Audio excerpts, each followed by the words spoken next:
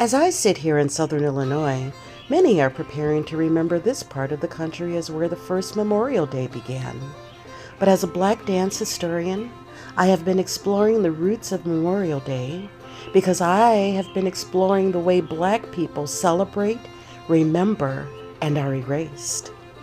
On May 1st, 1865, in Charleston, South Carolina, thousands of newly freed African Americans, Black schoolchildren, ministers, and soldiers from the 54th Massachusetts and United States colored troops gathered at the old Washington Race Course.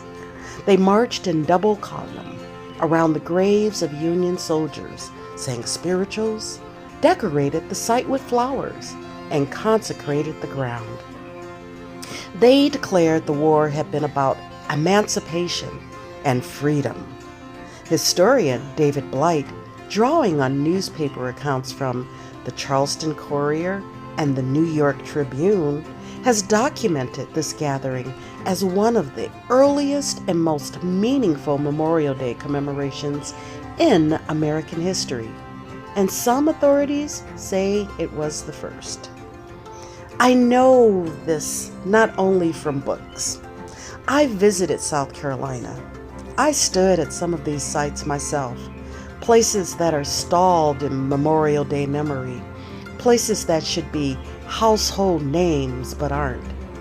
Despite the size of the event and contemporaneous newspaper coverage, its memory was suppressed by white Charlestonians in favor of their own version of the day.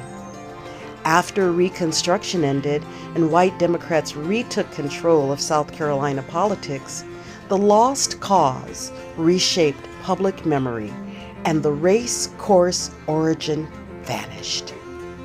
51 years later, the president of the Ladies Memorial Association of Charleston received an inquiry from a United Daughters of the Confederacy official in New Orleans, asking whether it was true that Black Americans had engaged in such a burial rite in 1865. The story had survived, migrating westward in community memory. She responded in effect that she regretted she was unable to gather any official information on the matter. This is why we must remember, and why our memories cannot live on only in community memory, but they must be repeated. They must be officially established, taught, honored, and danced into the future so that they are secured for generations to come. On this day of remembering, we from the Migraciones Project challenge everyone to spend some time in between hamburgers and reclaim the full, courageous truth of how this day of memory truly began, but also to establish and remember your own origin stories so that they are living in more than community memory and are never erased.